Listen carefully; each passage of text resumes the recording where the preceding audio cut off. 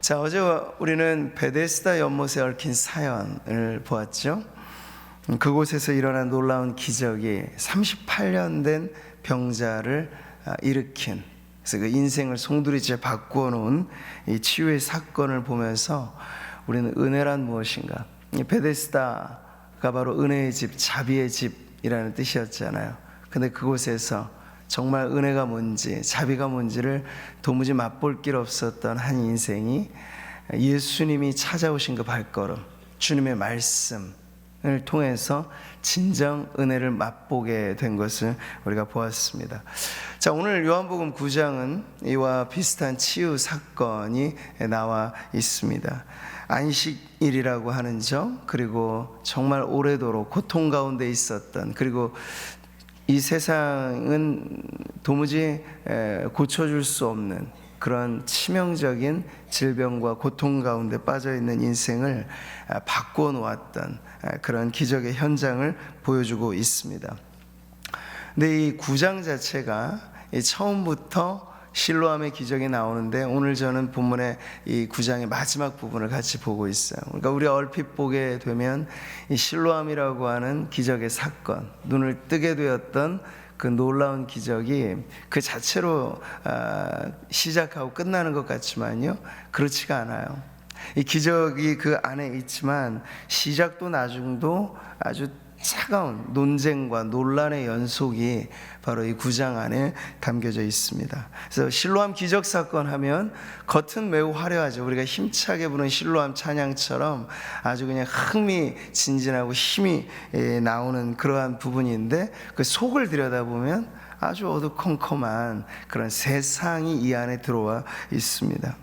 첫 시작부터가 이렇게 출발하고 있거든요. 맹인을 보면서 제자들이 아주 어려운 신학적인 질문을 던지는 거예요.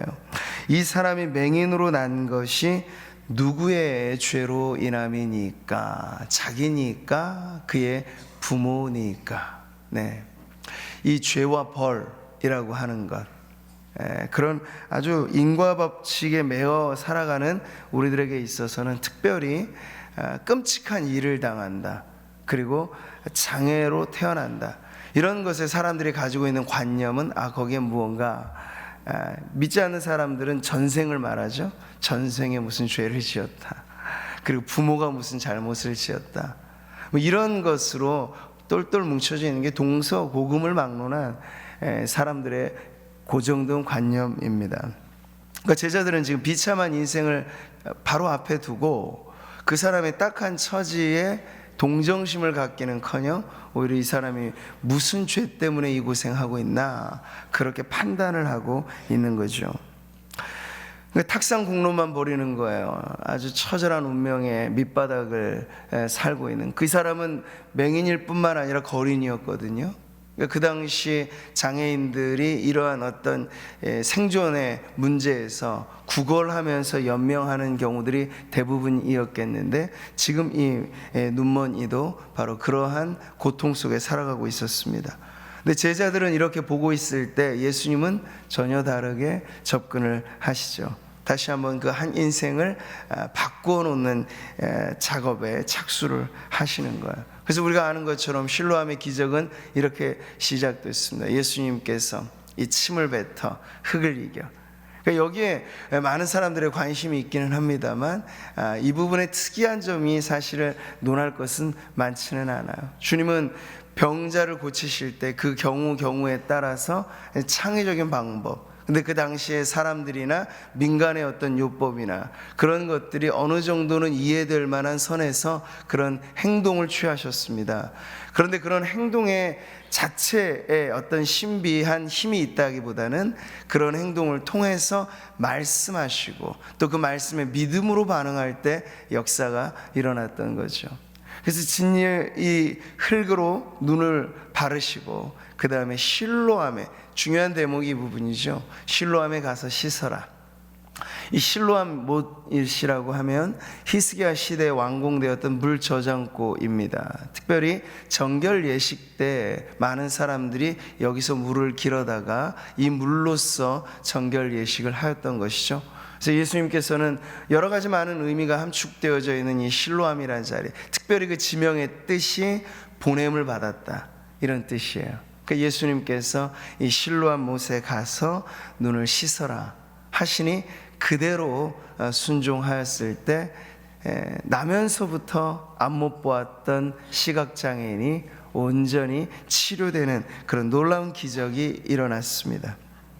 자, 만약 사건이 이것으로 종결 끝이라고 하면 우리가 더 논할 것 없이 그냥 해피엔딩일 텐데, 사건이 지금 새로운 국면으로 이어지게 되죠. 9장 전체가 아주 길게, 매우 길게 연속되어진 건, 그는 맹인인 상태에 있어서도 누구 죄 때문에 이 사람이 이렇게 됐느냐라는 이 논쟁의 대상이었는데, 눈을 뜨고 나서도 사람들은 그를 환영하지 않아요. 문제는 거기에 있습니다.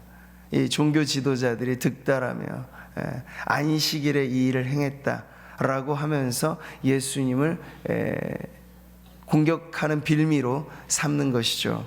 그래서 또 다른 논쟁에 휩싸이게 됩니다. 당시 종교 재판과 같은 성격의 모임이 벌어지면서 법정 신문이 벌어지게 되는 거야.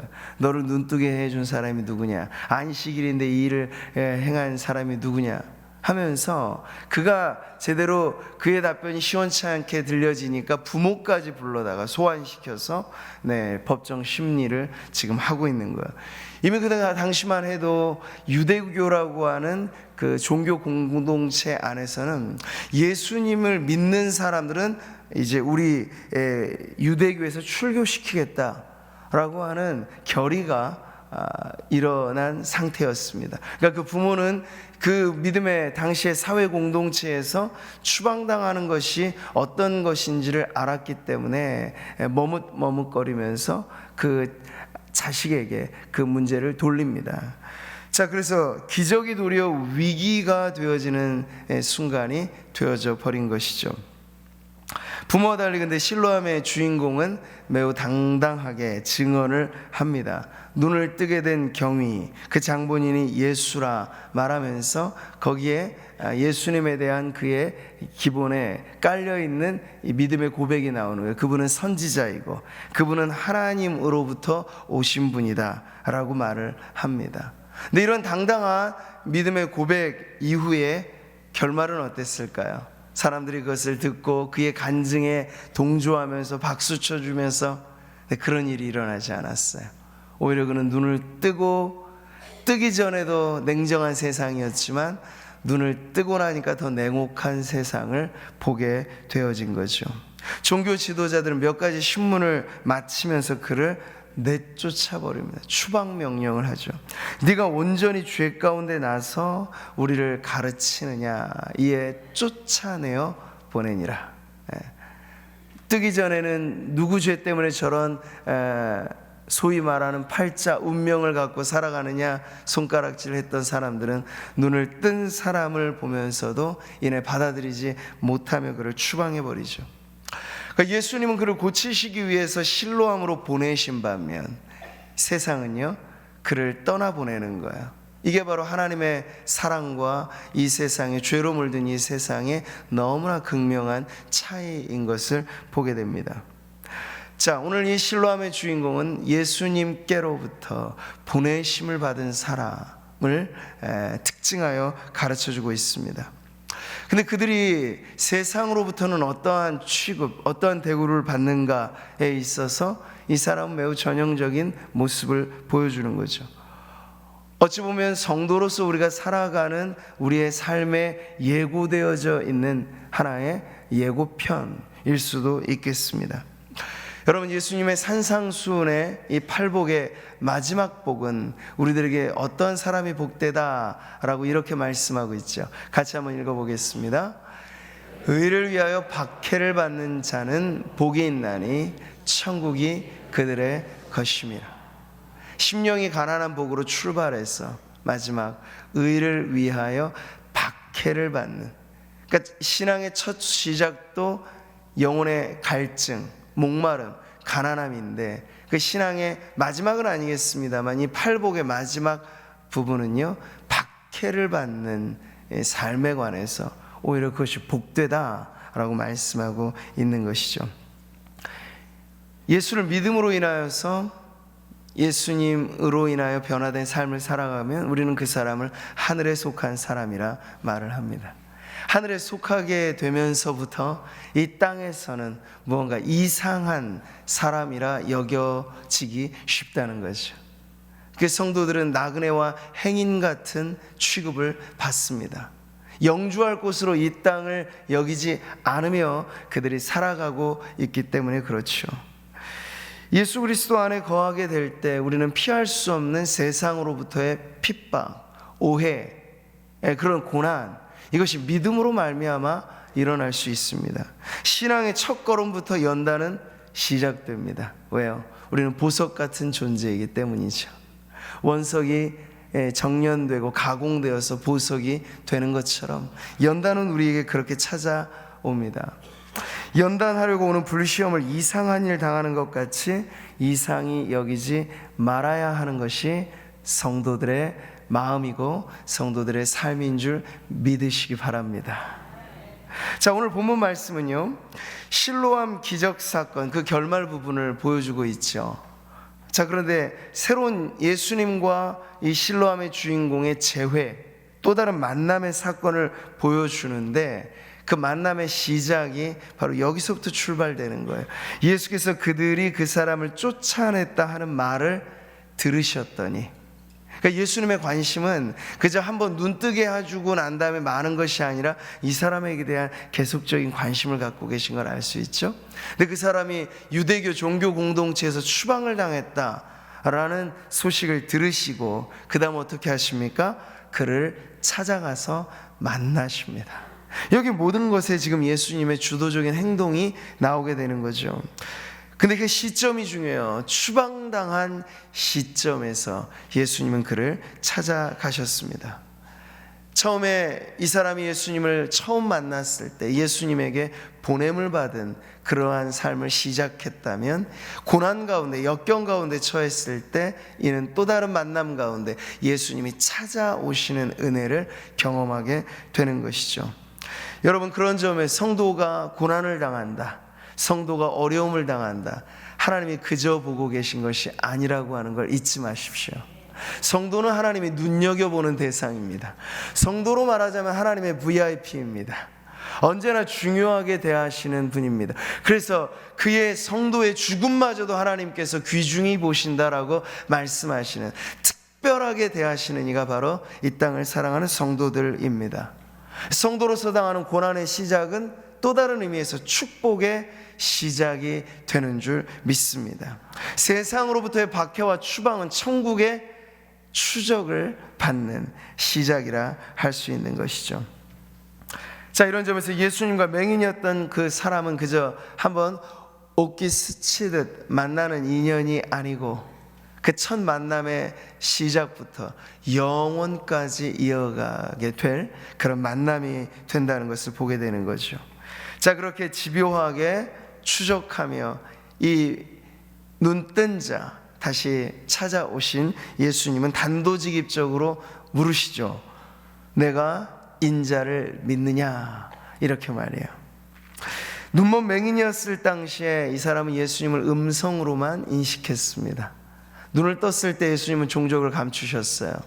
그래서 예수님이 어떤 분인지에 대한 그의 기억은 그저 음성으로만 알고 있었던 분, 아주 그런 분을 지금 예수님께서 직접 찾아오셔서 말씀하시니 아직까지는 낯설게 대해지는 존재이겠죠.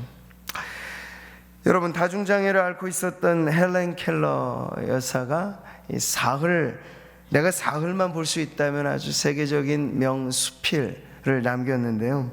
그러니 사흘이라고 하는 가정이에요. 여전히 평생을 눈먼 인생으로 살았거든요. 근데 내가 3일 정도만 눈 뜰 수 있다면, 하나의 상상으로 그가 수필을 썼을 때 이렇게 말합니다. 첫째 날, 가장 이 눈 뜨고 첫날을 어떻게 보낼까? 나는 친절과 겸손과 우정으로 내 삶을 가치 있게 해준 설리번 선생님을 찾아가 이제껏 손끝으로 만져서만 알던 그녀의 얼굴을, 이제껏 손끝으로만 만져서 알았던 그녀의 얼굴을 몇 시간이고 물끄러미 바라보면서 그 모습을 내 마음속에 깊이 간직해 두겠다. 사흘 동안 눈 뜬다는 건 평생 동안 이 사흘 동안만 볼 수 있는 제한된 시간일 텐데 그 사흘에 1시간이 얼마나 소중하겠어요. 사흘에 2시간이 얼마나 소중하겠어요. 그런데 헬런 켈러는요, 그가 인생을 정말 뒤바꿔 놓았던 귀한 스승 설리번 선생이 너무나 고맙고 너무나 감사해서 손끝으로만 얼굴의 형체를 만졌던 그 선생님을 내가 뚜렷이 몇 시간이고 물끄러미 바라보겠다, 이런 마음을 이 수필에 표현했습니다. 여러분, 실로암의 주인공도 똑같지 않았을까요? 부모, 형제, 동료, 그 누구보다도 먼저 그가 눈 떴을 때 가장 먼저 보고 싶었던 이가 누구였을까요? 자신을 눈뜨게 해준 바로 예수 그리스도일 것입니다. 근데 지금 예수님이 자기의 눈앞에 서 계신 걸 지금 보고 있는 거예요. 얼마나 어안이 벙벙하고 또 신기하고 놀랍고, 여러분, 그는 사물의 형체를 처음 태어나서 난생 처음 눈을 뜨고 본다는 것은 얼마나 신기한 일이겠습니까? 그런 터이기 때문에 예수님이 아직도 낯설게 여겨지는 상황에서 예수님의 그 단도직입적인 질문을 듣자 그가 되물어 말합니다. 주여, 그가 누구오니까 내가 믿고자 하나이다. 그러니까 철저히 마음이 열려지고 준비가 되어 있는 거야. 그러니까 예수님이 지금 찾아오신 시점, 이 타이밍이 이때가 아니었으면 안 되는 분명한 이유가 있던 거죠. 예수님께서 아주 분명하게 말씀을 하십니다. 같이 읽어보죠. 내가 그를 보았거니와 지금 너와 말하는 자가 그이니라. 예수님께서는 아주 객관적으로 아주 명백하게 이 진리의 복음을 전해주시는 거예요. 말하자면 너 앞에 서 있는 내가 바로 그 구원자다. 내가 인자고 내가 하나님의 아들이고 내가 너를 눈뜨게 해준, 너의 인생을 바꿔놓은 구원자다 라고 말씀하시는 거예요. 전능자의 손길이 어루만져진, 그래서 흑암의 어둠이 몰아내어진 이 사람, 그는 가장 놀랍고 경이로운 대상을 만나면서 명확해진 이 복음을 들으면서 이렇게 반응하죠. 주여, 내가 믿나이다 하고 그 앞에 엎드려 절합니다. 이 엎드려 절한다는 건 가장 숭고한 예배의 표현이에요. 경배라고 하는 건 하나님 앞에 엎드리는 것이죠. 그러니까 믿음을 고백하면서 자발적인 예배를 하나님 예수 그리스도 앞에 드리고 있는 거예요. 아마 실로암의 주인공이 오늘날 많은 사람들, 그 이후로 뒤따르는 모든 사람들을 보면서 예수를 믿노라 하는 이들을 바라볼 때 그가 가졌던 감격의 기준이 있을 거다 아니에요. 그를 눈뜨게 하였던, 그리고 육신의 눈만 떠진 것이 아니라 오늘 본 사건의 가장 중요한 내용은요, 어둠을 몰아내는 영안이 열려졌다 라고 하는 건데요, 믿음의 눈을 떴다라고 말하는 것이 과연 어떤 감격, 어떤 은혜인지를 그는 너무나 생생히 안 거잖아요. 그 즉시로 엎드리잖아요. 경배하잖아요. 근데 예수님을 믿노라 말하는 많은 사람들 중에 그런 감격을 찾아볼 수 없다면, 예수를 믿는 사람들의 무리 가운데 그 예배 현장에 그런 감격을 느낄 수 없다면 그는 참 이상하게 여길 거예요. 어떻게 그게 가능하지? 예수님이라고 하는 이 경이로운 분을 만나고서 믿음을 갖고 그분을 바라보면 그분보다 더 좋은 이가 없는데, 주 예수보다 좋은 이가 없는데 어찌 그분을 최상의 만족과 최고의 즐거움으로 여기지 못하지? 그는 아마 놀라워할 것입니다. 차지도 덥지도 않은 미적지근한 그러한 상태에서 예수님을 믿는 듯 마는 듯 하는 사람들이 만약 있다면, 이 실로암의 눈뜬 주인공은요, 그 부분에 대해서 믿음이란 그것과 다르다라고 증언하지 않겠습니까? 성경이 우리들에게 가르쳐주는 믿음이란 바로 이런 것이죠. 예수를 너희가 보지 못하였으나 사랑하는도다. 이제도 보지 못하나 믿고 말할 수 없는 영광스러운 즐거움으로 기뻐하니.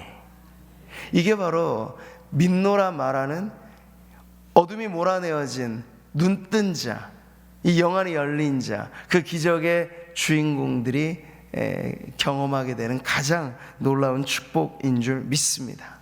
신앙의 기쁨, 그것은 놀라운 기쁨이고, 예수님께서 우리에게 주시는 기쁨은 이 세상이 제공해주는 어떠한 만족과 행복과도 비교할 수 없는 그러한 축복인 줄 믿으시기 바라고, 저는 오늘 이 새벽 기도하는 우리 모든 성도님들, 우리 자녀들, 모든 이들에게 이 하늘의 기쁨이 넘쳐나기를 축복합니다.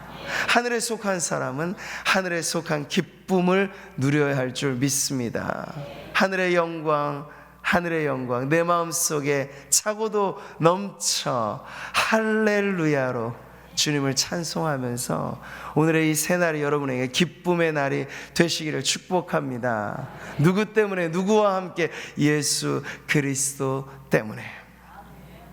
자, 오늘 본문은 예수님이 눈뜬 사람과의 이 독대하는 장면을 보여주고 있는데요, 이것이 공공의 장소에서 일어난 일인 것을 알 수 있죠. 그러니까 이 마지막 부분에서는 예수님과 이 실로암의 눈뜬 이 주인공과의 만남인데 주변에 바리새인들이 참여합니다. 그러니까 공공의 장소에서 만나서 예수님께서 마지막 메시지를 주고 계신 거예요. 39절이죠. 같이 한번 읽겠습니다. 내가 심판하러 이 세상에 왔으니 보지 못하는 자들은 보게 하고 보는 자들은 맹인이 되게 하려 함이라. 매우 역설적인 표현이신데 진리는 이렇게 역설적인 방식으로 들려집니다. 눈 멀었다 스스로 생각하는 이에게는 눈 뜨게 하는 은혜를, 근데 나 스스로 본다, 나는 그래서 누구의 도움도 필요 없다, 그것을 당시의 종교 지도자들에게 빗대어 하시는 말씀이죠. 그들은 도리어 그 눈먼 상태가 벗어나지. 그러니까 예수님께서는 지금 육안을 표현하시는 것과 영안을 표현하시는 것을 교차해서 사용하고 계신 거예요. 여러분, 실로암의 중요한 내용은 육신의 눈을 떴다라는 정도만이 아닙니다. 중요한 건 그 다음에 있죠. 오히려 더 중요한 기적은 영혼의 눈이 열리게 되었다 하는 것이에요. 그러니 진흙으로 눈을 바르고 실로암에 가서 그 눈을 씻으라 하실 때 육신의 눈이 너무나 기적같이 열려졌지만 그 다음에 일어나게 되는 많은 스토리들은 어떻습니까? 믿음의 영안이 열려지기 위한 전조에 지나지 않는다. 우리가 경험하는 모든 기적들은 사실상 영원한 우리의 변화, 우리의 영혼에 관한 것, 우리의 영원한 삶에 관한 것에 필요한 기적에 비할 때 그것은 하나의 전조에 지나지 않는다 하는 것을 알려주는 것이죠. 그리스도를 믿는다는 것은 더 놀라운 기적에 동참하는 것인데 우리의 마음의 눈이 떠지는 것이고 우리의 영혼의 눈이 환하게 밝혀지는 사건이 되는 것이죠. 실로암에서 그의 육안이 떠졌다면 이제 예수 그리스도 안에서 그의 영안이 열리게 되는 것을 보는 거예요. 사랑하는 성도 여러분, 오늘 요한복음 9장은 이 논쟁으로 종결이 됩니다. 당시 종교 지도자들에게 예수님께서는 그들이 이 사람에게 선고했던 판결을 뒤집는 판결을 해주세요. 이 사람은 눈 뜨기 전이나 눈 뜬 다음이나 여전히 죄인이라고 하는 꼬리표가 띄어지지 않는 거예요. 그런데 예수님께서 그걸 끌어내시죠. 그리스도 안에 결코 정죄함이 없다는 그런 은혜로 그를 받아주시면서 오히려 예수님께서 정죄하시는 건 스스로 자칭 의인이고 나는 눈뜬 자이고 나는 예수나 하나님이나 그 누구도 필요 없이 나 혼자만의 의로서 나의 종교로서 나의 열심으로서 나는 꿋꿋이 살아갈 수 있다 말하는 그들이 오히려 눈먼 인생임을 선고하시는 마지막 말씀을 들려주시는 거예요. 보는 자들은 맹인되게 하려 함이라. 바로 이 말씀에 담겨져 있는 뜻이죠. 그러니 어때요? 이 말씀을 들었던 이 말씀의 대상들인 바리새인들이 수군거리기 시작합니다. 그러면 우리가 맹인이란 말인가? 받아들이지 않는 그런 의심, 반문, 도둑의 재발저림, 이러한 질문들을 서로 하는 거죠. 예수님께서 다시 바로잡아 주시면서 하시는 말씀인 게요. 41절 같이 한번 읽어보겠습니다. 너희가 맹인이 되었더라면 죄가 없으려니와 본다고 하니 너희 죄가 그대로 있느니라. 여러분, 첫 장면에서 어떻게 시작했습니까? 맹인을 대상으로 두고 제자들도 죄 때문에 이 사람이 맹인이 되었다라고 말하죠. 근데 예수님은 새롭게 말씀하시는 거예요. 오히려 너희가 맹인이 되었더라면 그런 주의 문제가 아니겠지만, 너희가 오히려 본다고 말하는 그것은 오히려 육신의 질병의 문제보다 더 심각한 마음의 질병이 너희 안에 있다라고 하는 걸 드러내는 증거라고 말씀하십니다. 그러니까 예수님 말씀을 듣고 바리새인들이 사실은 취해야 될 반응은요, 우리가 맹인인가 이렇게 말해서가 선 되는 게 아니고, 우리가 맹인이었습니다. 나는 눈뜬 사람이라 생각했지만 예수 앞에 서보니, 진리 앞에 서보니 나는 어둠이었고, 나는 아주 짙은 어둠이었고, 이 밝은 빛이 아니면 도무지 오리무중인 인생이 바로 나입니다. 내가 맹인입니다.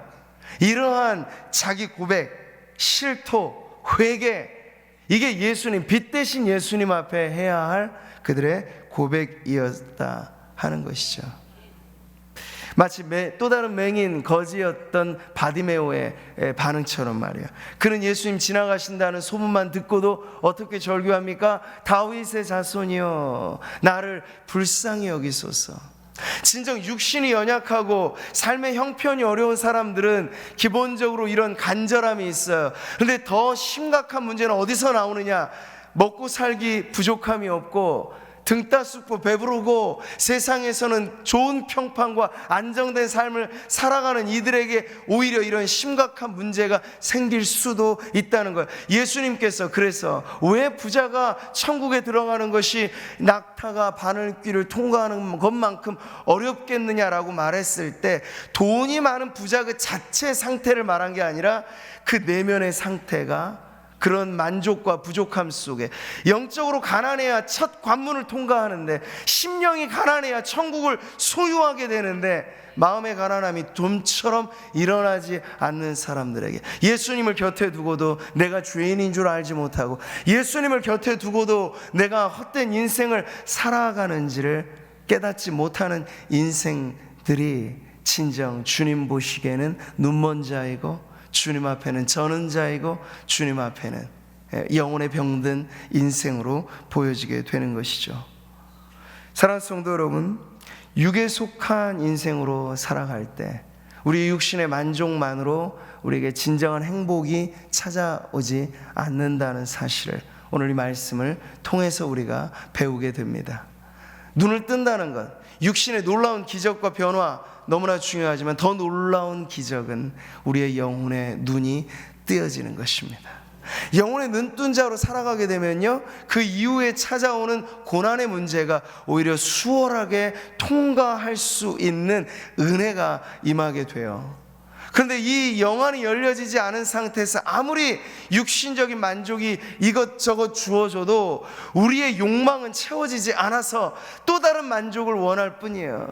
그러니 돈 많은 사람들에게 묻잖아요. 당신이 어느 정도만 벌면 만족하겠습니까? 조금 더. 이게 채워질 수 없는 욕망의 법칙이라고 하는 것이에요. 근데 심령이 가난한 자는 틀리죠. 하루 세 끼 먹고 남들과 비교할 때 그리 넉넉하지 않고 살아가는, 아니 거기에 더하여 예수 믿기 때문에 오늘 이 실로암의 주인공처럼 박해도 받고 핍박을 당해도 영안이 열린 인생은 그 안에 어두움이 몰아내어졌기 때문에 고난마저도 감사하고, 고난당함이 내게 유익이라 오히려 찬양하고, 하나님 앞에 이 모든 역경을 믿음으로 이겨가게 되는 줄 믿습니다. 사랑하는 성도 여러분, 오늘 말씀을 통해서 우리는 진정 우리에게 필요한 또 하나의 기적이 무엇인가? 우리의 마음의 눈이 밝혀지는가? 우리의 영안이 열려지는 바로 그것인 것을 깨닫게 됩니다. 우리가 특세를 시작하면서 첫날 나눴던 메시지가 바로 욥기의 말씀이잖아요. 우리에게 진정 필요한 기적이 무엇인가? 내가 주께 대하여 귀로 듣기만 하였사오나 이제는 눈으로 주를 배움나이다. 우리의 육신의 눈으로 주님을 대할 수는 없지만 우리의 마음의 눈이, 우리의 영안이 밝아져 지금도 여전히 살아계시고 우리와 함께 하시는, 내가 낫고자 하느냐 물으시며 늘 우리에게 찾아와 위로의 손길, 그리고 변화의 은총을 베푸시는 그 주님을 우리의 믿음으로 바라본다는 것, 이것이 더할 나위 없이 큰 축복인 줄 믿으시기 바랍니다. 오늘도 우리는 눈먼 자들의 세상에서 살고 있습니다. 주변의 많은 환경과 세상, 이 사람들은 자칭 의인이고 나는 부족함이 없노라 말합니다. 그러나 주님이 보실 때 그렇게 말하는 이들이 바로 눈먼 세상이고, 오늘 우리는 여전히 주님이 필요합니다. 주님 아니면 우리는 고달픈 인생 면할 수가 없습니다. 그러니 주여 나를 불쌍히 여기소서. 늘 우리의 기도는 이 밑바닥에 간구여야 합니다. 영혼의 상태를 말하는 거죠. 처절하게 간절하게 하나님, 오늘도 주님의 주신 은혜의 그 능력으로만 우리는 이 어둠을 이길 수 있고, 눈먼 자들의 세상에서 우리가 오해받고 천대받고 조롱받는 일이 혹 있을지라도 우리가 이겨낼 힘이 바로 거기에 있습니다. 주여 나를 도우사 나의 눈을 밝혀 주시옵소서. 이 기도로 주님 앞에 나아가는 저와 여러분 되기를 바랍니다. 옛 실로암의 자리는 육신의 눈을 떠 주었던 기적의 장소였다면, 더 놀라운 기적은 새로운 실로암이 되시는, 진정한 실로암은 바로 우리 주 예수 그리스도입니다. 그분은 우리의 구원자가 되기 위하여 세상에 보내심을 받았잖아요. 실로암의 뜻이죠. 우리를 구원하기 위하여 세상으로 보냄을 받은 이가 바로 예수 그리스도. 우리가 그 진정한 실로암에 가서 우리의 영안을 씻으면 갇혀지고 닫혀졌던 우리의 마음의 눈이 활짝 열려져서 참으로 진실이 무엇이고 이 세상에 가치 있는 것이 무엇이고 무엇이 성공적인 인생이고 무엇이 부족함 없는 행복이고 그 모든 것을 밝혀진 눈으로 바라보면서 진정 눈뜬 자로 살게 되는 기적의 역사가 우리 모든 성도들에게 일어나시고 또 매일의 삶이 그렇게 이어지는 연속의 삶이 되시기를 주님의 이름으로 축복합니다.